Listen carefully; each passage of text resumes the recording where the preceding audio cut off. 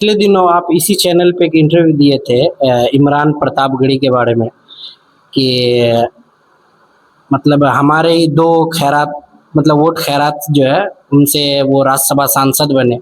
मगर उन्होंने तो अभी कहा कि हमें 44 सीटों की जरूरत थी, 41 सीटों की जरूरत थी, मगर हमें 44 विधायकों ने जो है हमें समर्थन दिया, जिसमें 41 हमको जरूरत था। ओवैसी साहब का और इम्तियाज जलील मतलब जो एमआईएम के जो विधायक थे उनका कोई इसमें ये नहीं हुआ। देखिए, इमरान प्रतापगढ़ी साहब ये सोचते हैं कि सोशल मीडिया में बैठकर कोई इंटरव्यू देकर हम लोगों को वर्गला दें।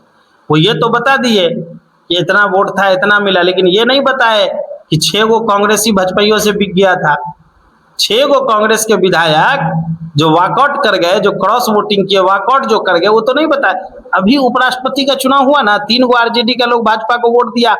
बोले इमरान प्रतापगढ़ी कुछ बोलेंगे? फातमी साहब, सिद्दीकी साहब कुछ चुप रहेंगे? खाली एमआईएम के नाम पे इन लोगों का मुंह खुलेगा। अरे दिया ना, अभी जेएमएम झारखंड की पार्टी के एक सांसद ने वोट किया ना भाजपा को। हम तो बार बार कह रहे हैं कि अगर आरजेडी और कांग्रेस के लोग अगर चाह ले अगर नेक नियति के साथ, तो किसी भी स्टेट में भाजपा की सरकार नहीं बनेगी। लेकिन ये लोगों की नीयत ठीक नहीं है। ये लोग जहां पे देखते हैं कि भाजपा नहीं जीत रहा, वहां पे ये लोग खुद जितवाने का काम। अभी देख लीजिए, सामने एग्जाम्पल है आपके उपराष्ट्रपति के चुनाव में। वही आप डेटा उठा के देखिए ना कि राज्यसभा चुनाव जब महाराष्ट्र में हुआ था इमरान प्रतापगढ़ी साहब का, तो उस वक्त में हुआ क्या था। ये जबानी बोलने से क्या होगा?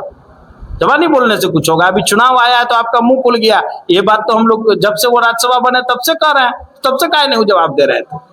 अभी चुनाव आया है तो वो जवाब दे रहे हैं, उतने दिन से जवाब क्यों नहीं दे रहे थे? और ये कोई पहला मौका तो नहीं है।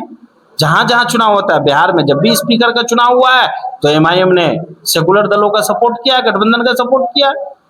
कोई छुपी बात है। और इमरान प्रतापगढ़ी साहब जो है, उनको वो दिन याद करना चाहिए कि जब हिंदुस्तान में उनको लोग पहचानता नहीं था, तो हमारे ही सदर बैरिस्टर असदुद्दीन ओवैसी और हमारे ही नेता अकबरुद्दीन ओवैसी साहब का कसीदा पढ़ पढ़ के वो फेमस हुए।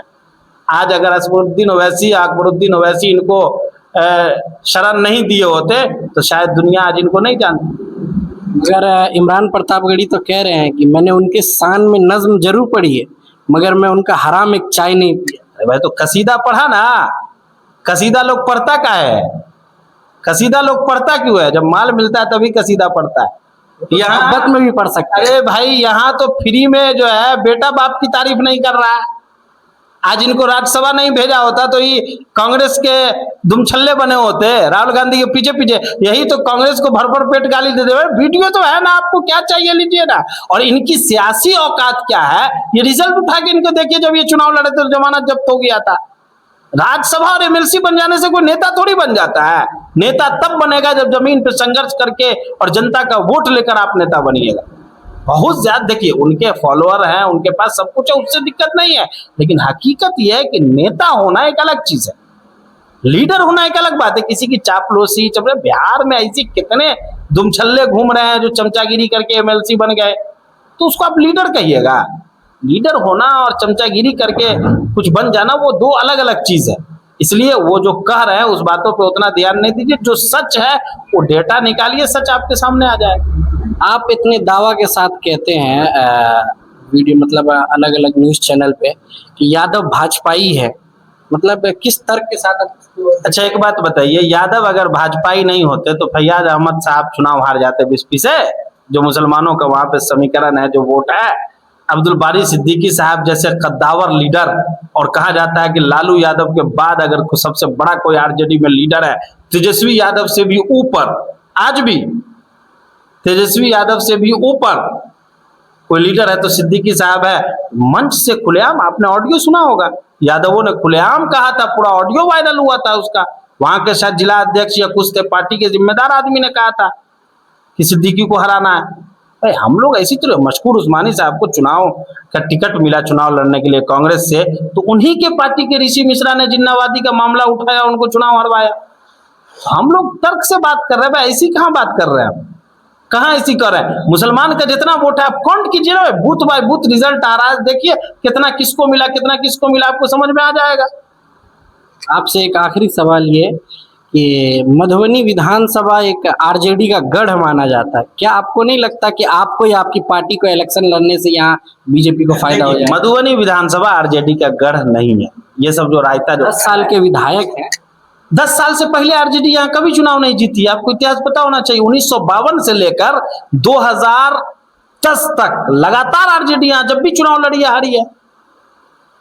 2015 में आरजेडी जेडीयू का गठबंधन था, एक मजबूत गठबंधन होने की वजह से लोगों ने वोट दे दिया। और आज भी आप क्षेत्र में चले जाइए, लोग साफ कहता है कि भाई समीर महासेठ जैसे निकम्मा हमको पसंद नहीं है, हम वोट सिर्फ इसलिए दे रहे हैं कि भाजपा को हराना है। हम लोग विकल्प लेकर आए और इंशाल्लाह भाजपा को हराएंगे मजबूती से। अब देखिएगा इस मरतबा हम तो पहले ही कह दिए ना कि समीर महासेठ तीसरे चौथे स्थान की लड़ाई लड़ेंगे इस बार। आरजेडी का यहाँ पे कोई बेस ना कभी था, ना है और ना आगे कभी बनेगा। आप इतिहास उठाकर देख लीजिए, मधुबनी विधानसभा में कोई बेस नहीं है। पंडौल जब विधानसभा था वहां पे आरजेडी मजबूत थी, बिस्फी में आरजेडी मजबूत रही है और भी कई विधान, लेकिन मधुबनी में कोई बेस नहीं। आप इतिहास उठा के देख लीजिए ना। तो इसलिए ये सब जो दावा किया जा रहा है ये खोखला दावा है और आप देखेंगे लोग उब चुके हैं। और वैसे भी एक चीज जानकारी होनी चाहिए ना कि हमारे विधायक जी रिटायर्ड भी है भाई, 60 साल क्रॉस कर गए ना। अब चचा को रिटायरमेंट लेना चाहिए, बच्चों को मौका देना चाहिए। सियासत में तो उम्र नहीं देखती है। भाई यही लोग खुद कहते हैं कि रिटायर हो जाना चाहिए मोदी जी को, रिटायर हो जाना चाहिए नीतीश जी को। तो ये लोग खुद हमारे विधायक जी ही कह रहे हैं कि भाई अब आराम करना चाहिए। बयान उनका कल का उठा के देख लीजिए, 2 बयान दिए कल कि नीतीश जी को रिटायर। जब नीतीश जी बूढ़े हो गए, आप भी तो बूढ़े हो गए भाई, 60 साल आप भी क्रॉस कर गए। युवाओं को मौका दीजिए, हम लोग भी संघर्ष कर रहे हैं। जनता चाह रही है कि युवाओं को मौका मिले। जब बिहार सरकार में आप चाहते हैं कि युवा आएगा तो बदलाव होगा, तो विधानसभा में बूढ़ा आएगा तब कैसे बदलाव होगा? विधानसभा में भी युवा आएगा तो बदलाव होगा। इसलिए जनता भी समझ रही है इस बात को कि अब बूढ़ों के लिए अब विश्वास करना मुश्किल है। इसलिए मुश्किल है कि 2 मरतबा लोगों ने उनको मौका दिया, लोगों ने उनका कामकाज देख लिया, अब भरोसा के लायक बचा नहीं है।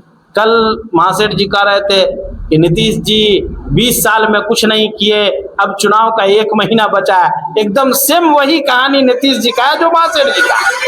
10 साल में कुछ नहीं किए, चुनाव में भी कूदे। तो नीतीश कुमार से जो है ना बहुत क्या बोलते हैं, सीख क्या है नीतीश कुमार से, समझे? नीतीश कुमार से सीख क्या है?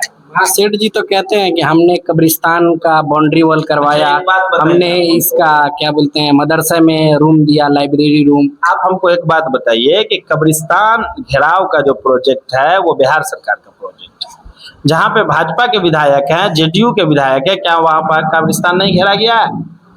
घेरा गया या नहीं घेरा गया? तो जब वहां घेरा गया तो यहाँ भी घेरा गया। आप वो बताइए जो आपको करना चाहिए था।